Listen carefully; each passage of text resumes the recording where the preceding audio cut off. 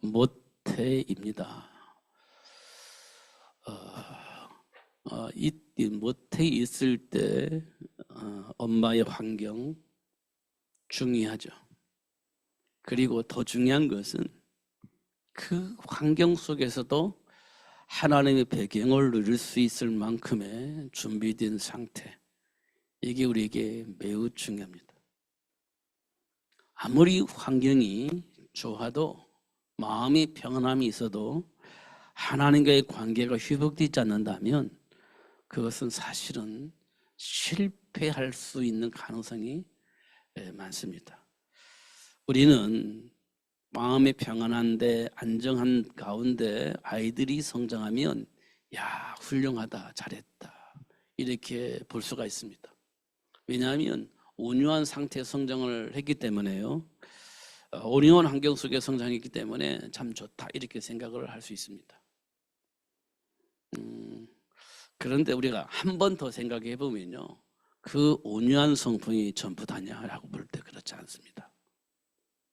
온유하고 똑똑하고 소통이 되어지고 진리를 알고 굉장히 사람들과 원만하게 상대하고 그러면 뭐 최고죠. 그런데 우리는 한 번 더 생각을 해야 돼요. 예수 안에 있었느냐? 예수 안에 있었느냐? 예수 밖에 있었느냐? 이게 우리에게 굉장히 중요합니다. 우리는 이제 성경 안에서 답을 찾아야 됩니다. 우리가 가지고 있는 인격이나 성품 가지고 답을 찾지 말고 성경 안에서 답을 찾아야 됩니다. 하나님은 우리에게 원하시는 게 뭐냐? 이게 중요합니다. 성경에 보면은요, 아담과 하와가 선악과를 따먹고 난 이후에 가인과 아벨이 나왔습니다. 하나는 정성스럽게 신앙생활하는, 종교생활하는 가인이 있고요. 하나님은 하나님 주신 언약 안에서 신앙생활하는 아벨이 있습니다. 이게 보여져야 됩니다. 최선을 다하는 훌륭한 종교생활을 하는 가인이 될 것이냐, 하나님 주신 언약 안에서 하나님과 함께하는 삶을 누릴 것이냐, 이겁니다.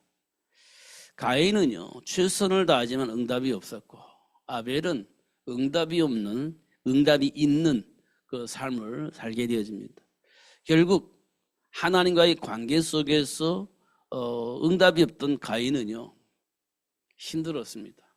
정신적인 스트레스, 이게 있었습니다. 아벨은요, 하나님께로부터 응답이 있어서 삶 속에서 평안함이 있었습니다. 그러니까 스트레스 받는 사람과 평안한 사람이 같은 장소에 있는 겁니다. 그럼 누가 문제냐? 스트레스 받는 사람이 평안한 사람을 시기질투하면서 공격하는 일들이 벌어지는 겁니다. 이게 삶 속에서 일어나는 일들입니다. 삶 속에서. 그러면 가인도 답이 있었고 아벨도 답이 있었더라면 아무런 문제가 없었을 건데, 하나는 답이 있고 하나는 답이 없었습니다. 이런 현장들을 우리가 좀 보는 것이 굉장히 중요해요. 요즘 또 제 마음속에 이런 생각이 듭니다. 하나님께서 왜 이스라엘 백성들을 애굽의 노예를 삼으셨을까?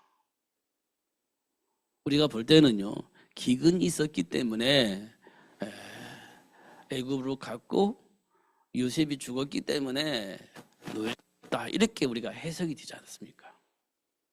근데 그 속에서는 뭐를 우리가 놓쳤냐면 하나님이 하시는 일을 놓치는 겁니다.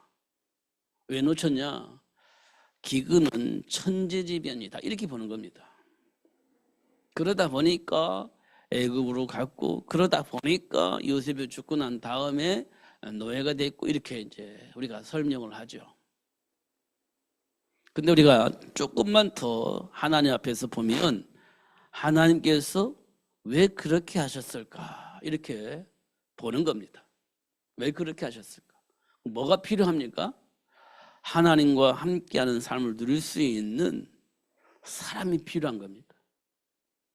하나님과 함께하는 삶의 비밀을 아는 그 사람이 필요한 겁니다. 그 사실을 이 땅의 모든 사람에게 알리기 위한 하나님의 방법입니다. 그냥 어떻게 되다 보니까 그 기금 만나니까 어쩔 수 없이 이걸 갖다가 보니까 그러다 보니까 또 하나님을 요셉을 모르는 사람들이 이스라엘 백성들을 노예로 삼았다 이렇게 우리가 설명이 되어지는데 그 내면에는요 하나님의 계획이 있습니다. 현장에 누가 필요하냐는 겁니다. 하나님의 계획 속에 있는 준비된 사람이 필요한 겁니다.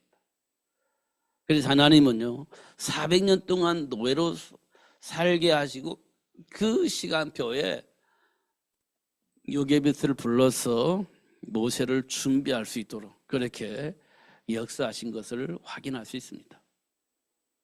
그리고 모세를 통해서요 모세를 통해서 하나님이 원하시는 일을 하시는 것을 볼 수 있습니다. 그 중에요 가장 핵심적인 건 뭐냐면 희생 제물의 어린 양의 피를 하나님께 드리는 겁니다. 희생 제물 어린 양의 피를 하나님께 드리는 거예요.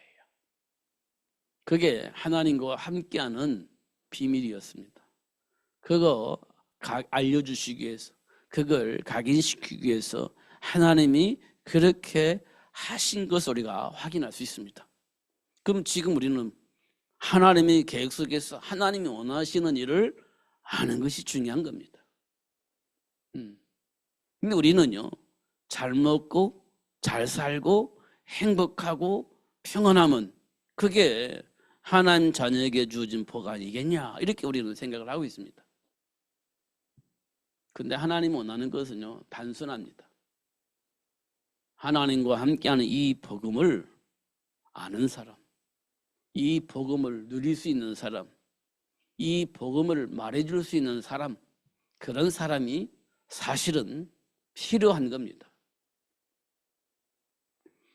근데 우리가 가지고 있는 것은요 좀 삶이 불편하니까 이 불편한 삶을 안 살았으면 얼마나 좋겠냐. 누구처럼 넉넉하게 살면 얼마나 좋겠냐. 고민하지 않고 염려하지 않고 그렇게 살았으면 얼마나 좋겠냐. 이게 이 땅에 사는 모든 사람들이 가지고 있는 꿈일 겁니다. 이걸 보고 사람들은 여유라고 얘기를 합니다. 가진 자의 여유 이렇게 우리가 표현을 하기도 하죠. 그러면서 많은 사람들이 네가 고통을 알아? 네가 없는 자의 마음을 알아? 하루하루 시간을 때우고 살아야 하는 그런 사정을 너희가 알아? 이렇게 우리는 얘기를 합니다. 마음을 이해를 해줘야지 이렇게 생각을 합니다. 그럴 수밖에 없는 그 사람 배경도 알아줘야지. 물론 그렇습니다. 무시하자는 말이 아니에요.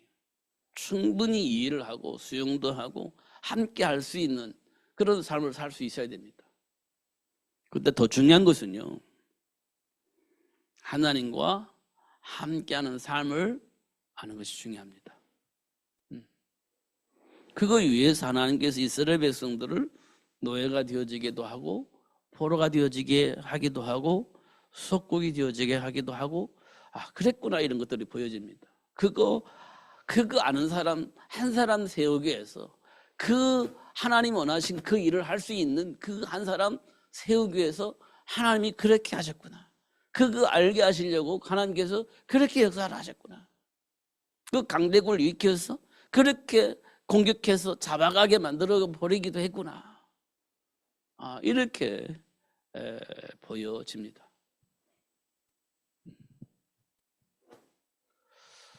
우리가 하나님 앞에서 다시 한번 세상을 조명을 하고 그 영향 속에서 어떤 내 안에 있는 어떤 배경도 다시 한번 조명을 해볼 필요가 있다.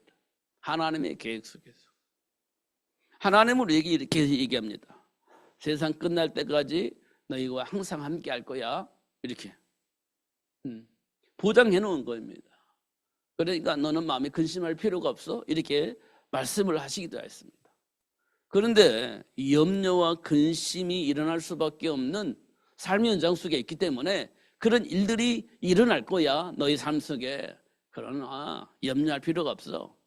염려를 주님께 맡기고 하나님의 배경 속에서 주어진 삶을 살면 돼. 이게 이제 하나님 우리에게 주신 메시지입니다. 그게 하나님 우리에게 주신 메시지예요. 성경의 흐름입니다. 그 속에 있는 사람을 통해서 하나님이 하시는 일들을 봐보세요. 수많은 공격과 수많은 유혹이 오는데도 불구하고 흔들리지 않았다는 거예요.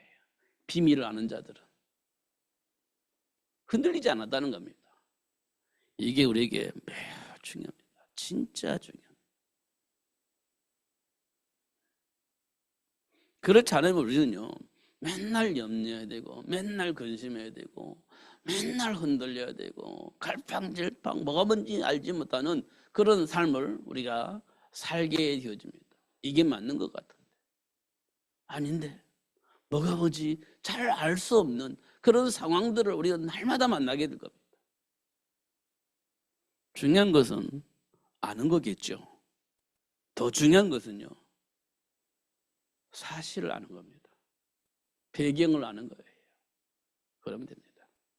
결국은 하나님과 함께하는 삶이 무엇인지 그리고 우리가 살고 있는 현장에 어떤 일이 벌어지는지 이런 것들을 우리가 잘 봐야 됩니다. 그게요 이스라엘 백성들이 출애굽을 한 이후에 가나안까지 가나안 정복을 위한 하나님의 여정이 우리 인생이라고 저는 보여집니다. 다행히 우리는요 하나님께로부터 은혜를 받고 출애굽을 한 사람들입니다. 희생제물로 언약의 피를 문설주에 바르면서 해방된 사람들입니다. 이게 전부 다인 줄 알았는데 홍해도 있고 사막도 있고 지도자를 통해서 인도를 받았는데 어느 날 지도자가 깜깜무소식 어떻게 해야 될지 알지 못하는 당황스러운 삶의 현장도 만나게 되어지고 그렇습니다. 삶의 여정입니다. 이게 우리 삶 속에서 만날 수 있는 일들이에요. 홍해도 만날 수 있고 사막을 만날 수도 있고 물이 없어서 죽을 수밖에 없는 상황을 만나기도 하고 그래서 지도자를 잘 만나서 잘 지냈는데 어느 날 지도자가 사라져 버리기도 하고 이럴 때 우리는요 어떻게 해야 될지 알지 못하고 힘들어하는 이스라엘 백성들의 모습을 보게 되어집니다. 우리는 이제는 탈피해야 됩니다. 하나님과의 관계 속에서 내가 누구인지를 알 수 있어야 됩니다. 그러면요 홍해마다 만나도 괜찮고 물이 없는 사막을 만나도 괜찮고 지도자가 없다고 해서 방황하고 갈등할 필요도 없고 그냥 하나님의 배경 속에서 주어진 복을 알고 누릴 수 있기 때문에 그렇습니다. 그런 상황이 만들어져야 된다. 그래야 내가 어느 곳에 가든지 상관이 없는 거예요. 내가 예수 안에 있는 사람이니까 어느 곳에 가든지 누구를 만나든지 상관이 없는 겁니다. 그래야 현장이 복음화되어지고 세계가 복음화되어지는 겁니다. 그렇지 않으면요 우리는 아무것도 할 수가 없어요.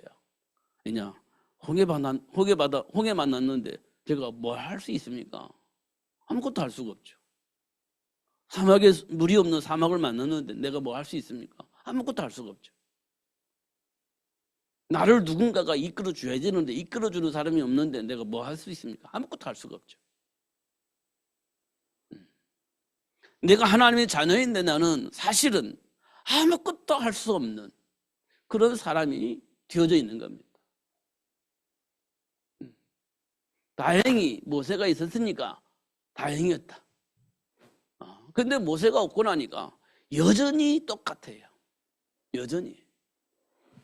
그러려면 안 되죠. 그러니까 물론 하나님께서 어떤 한 지도자를 통해서 하나님 원하시는 일을 위해서 이끌어 가십니다. 그러나 누가 지도자가 되느냐가 중요한 게 아니라 나와 하나님과의 관계가 중요한 겁니다. 그 사람 중에 한 사람이요, 여호수아와 갈렙입니다. 답을 가지고 있는 여호수아와 갈렙.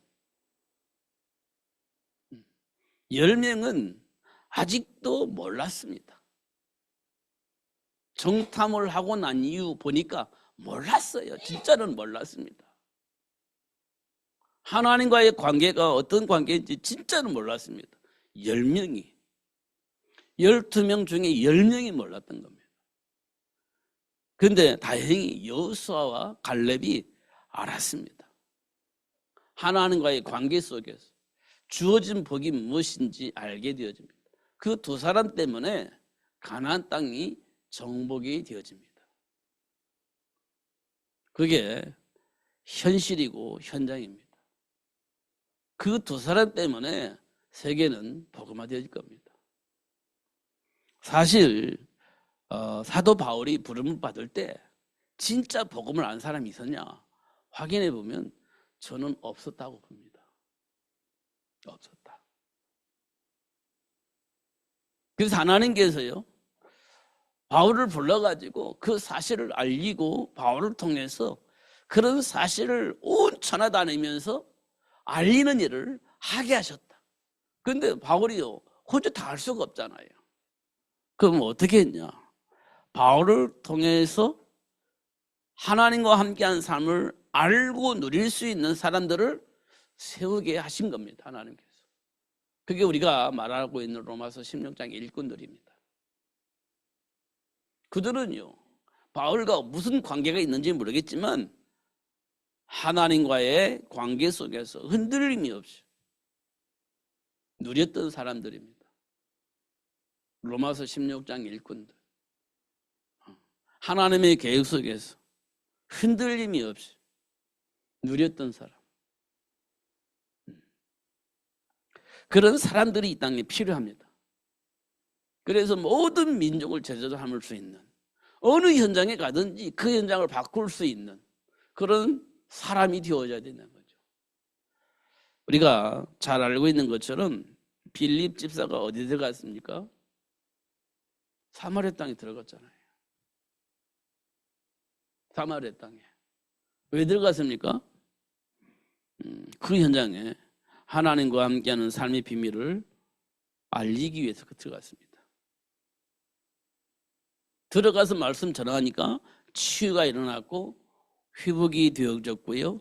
그 현장에 하나님이 원하는 일을 할 수 있는 제자들이 일어나고 그랬습니다.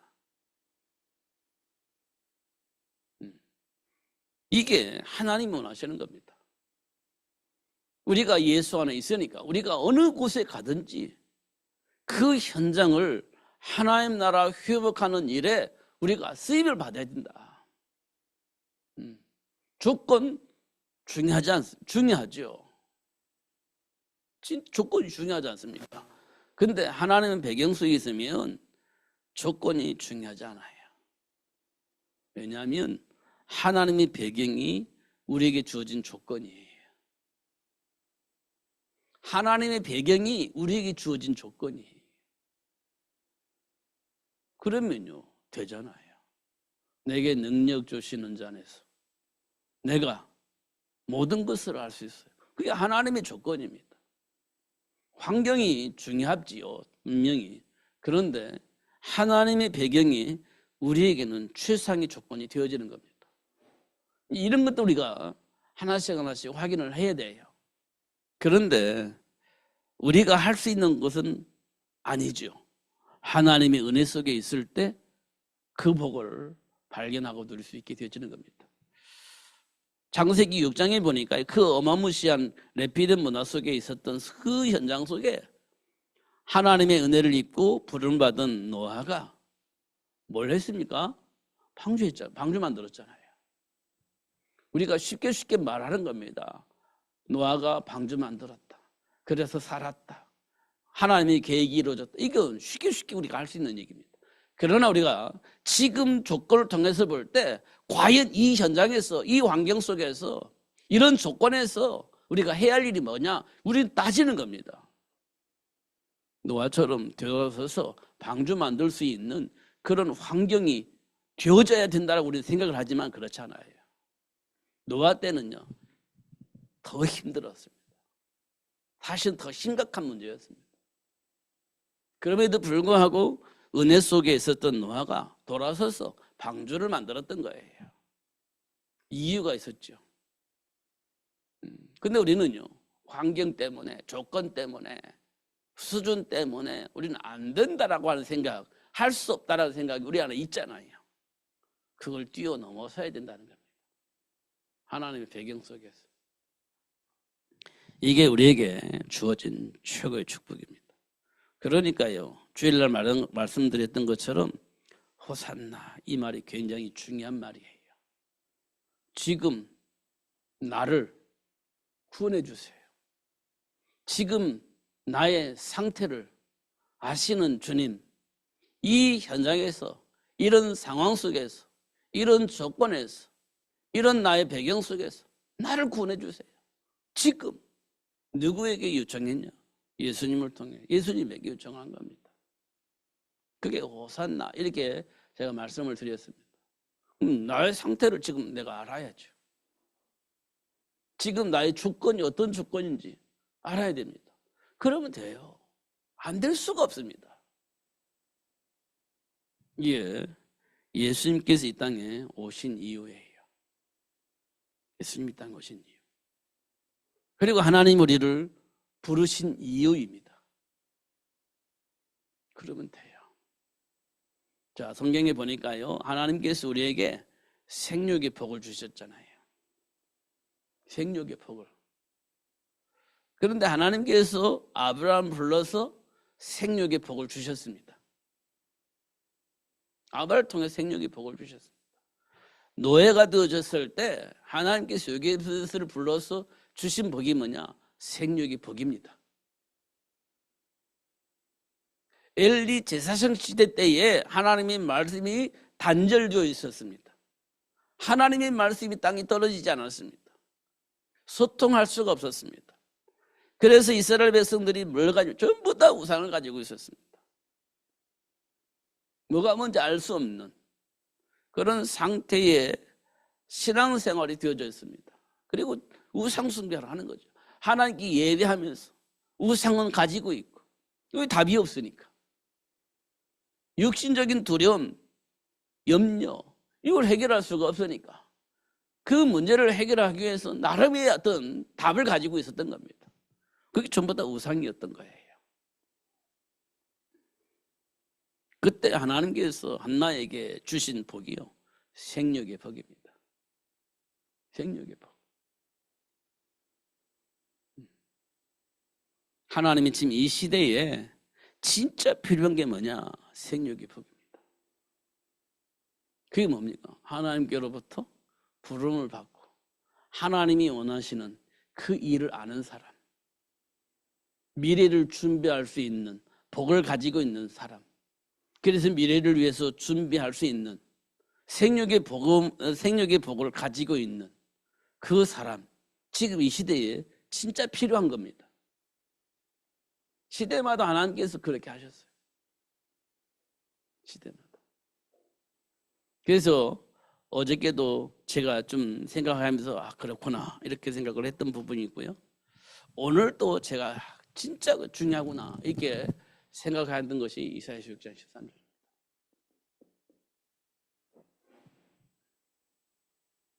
여기에 내용이 뭐냐면 그루터기입니다. 여기에서 뭐가 나오냐면 새순이 나와요.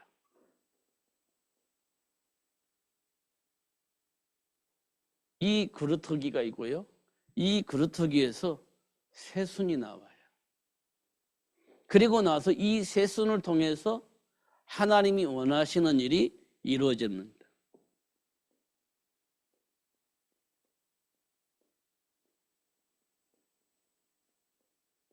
하나님이 원하시는 그 일이 이루어지도록 하시겠다는 겁니다. 이게 굉장히 중요한 겁니다. 이게 하나님이 우리에게 주신 생육의 복입니다. 이 복을 통해서 하나님이 원하시는 세계 복음화가 이루어지는 겁니다. 이거는 이념이 아니에요. 하나님의 계획입니다. 이걸 보고 우리는 뭐라고 말하냐면 하나님의 시간표, 이렇게 우리는 말을 합니다. 이념이 아니에요. 어떤 삶의 철학이 아닙니다. 삶의 철학이 아니에요. 하나님의 계획이고 하나님의 시간표입니다. 우리에게 주어진 복이고 우리에게 맡겨진 사명이에요. 이런 것도 우리가 아는 것이 굉장히 중요합니다.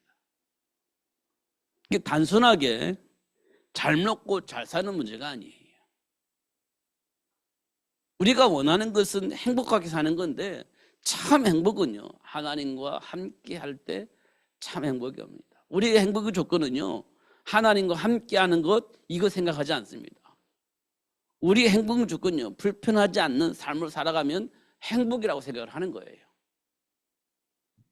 그러니까 헷갈리는 겁니다. 그러니까 헷갈리는 거예요. 지금도 저는요, 좀 이해가 안 되는 부분이에요. 지금은 제가 답은 가지고 있지만 부자처럼 살면 얼마나 좋아요. 날마다 잔치하면 살면 얼마나 좋아요. 참 행복하겠다, 참 좋겠다, 이런 생각이 들지 않습니까? 나도 저렇게 한번 살아봤으면 좋겠다, 이게 마음속에 있지 않습니까? 나는 왜 이렇게 힘들게 살까? 왜 어렵게 살까? 이런 생각이 우리 안에 있잖아요. 하나님과 함께 있으면서 하나님의 자녀라면서 나는 왜 이렇게 힘들게 살까? 어렵게 살까? 남들처럼 그렇게 여유 있게 살 수는 없을까? 하나님은 왜 나한테 그런 복을 안 주실까? 이런 생각들이 우리 안에 있지 않습니까? 하나님이 나와 함께 계신다는 사실을 알면서도 불구하고 그런 생각 속에서 우리가 있지 않습니까? 그리고 나도 모르게 불편하고 나도 모르게 원망이 나고 그렇지 않습니까? 내가 하나님의 자녀인데, 하나님의 배경이 내 인생의 배경인데 그 사실을 알면서도 불구하고 뭔가 모르게 불편하고 뭔가 모르게 불편하니까 나도 모르게 불만이 나오고 원망이 나오고 그렇지 않습니까? 그렇습니다. 그러니까요, 창세기 6장에 보니까 하나님의 아들들이 뭐 합니까? 세상의 딸들의 아름다움을 보고 취했다, 이렇게 돼 있지 않습니까? 세상의 딸들의 아름다움을 보고 각자 마누라를 삼았다, 아내를 삼았다, 이렇게 돼 있지 않습니까? 세상의 아름다움을 보고 이렇게 돼 있지 않습니까? 이런 것들 우리가 좀 깊이 생각을 해야 된다. 근원적으로 이게 답을 가지고 있는 것이 굉장히 중요하다. 그래야 노아처럼 돌아서서 방주운동을 할 수 있는 겁니다.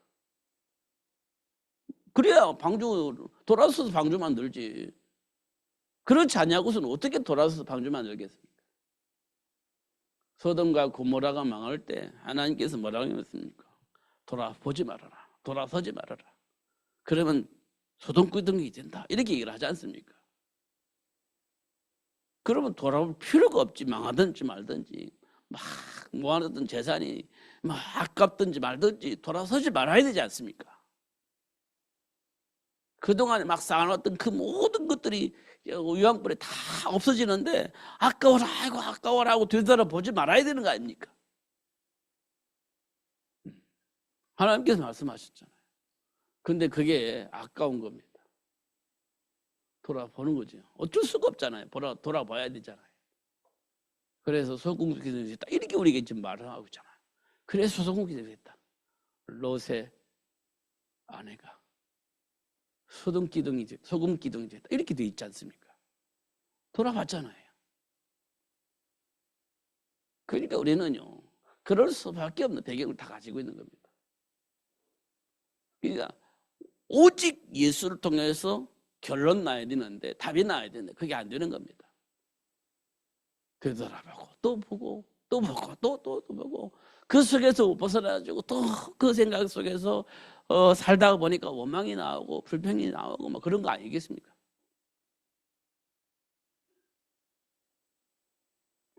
그럼에도 불구하고 하나님은 우리를 통해서 하나님이 원하시는 그 일을 하시겠다고 하면서 이렇게 말했어요. 이사야서 6장 13절 말씀하고 있는 거예요.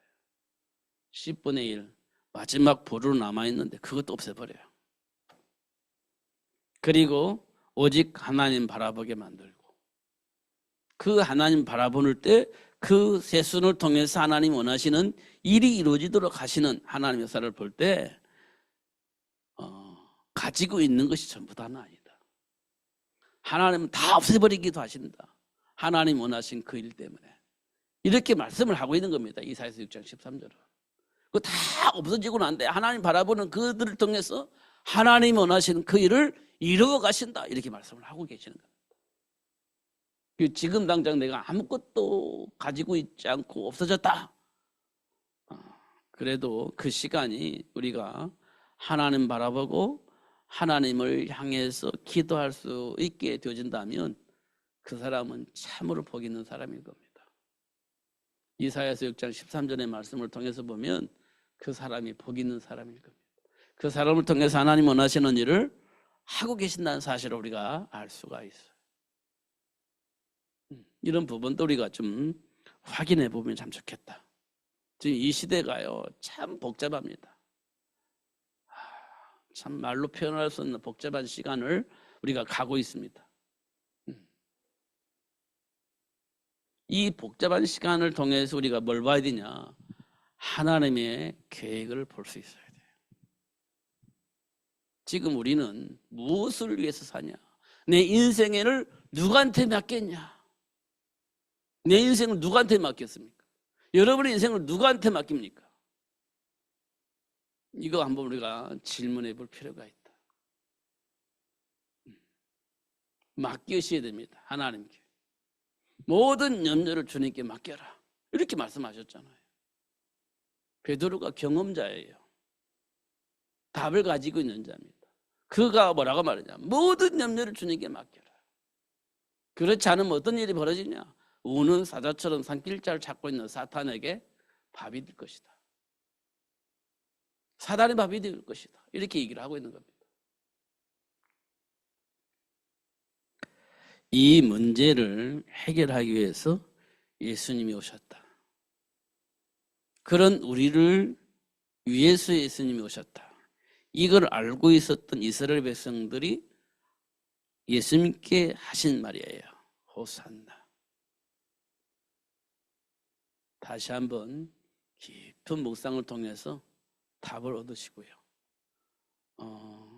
뭔지는 모르지만 하나님께로부터 오는 힘, 그 힘을 통해서 마음의 평안이 회복되었으면 참 좋겠습니다.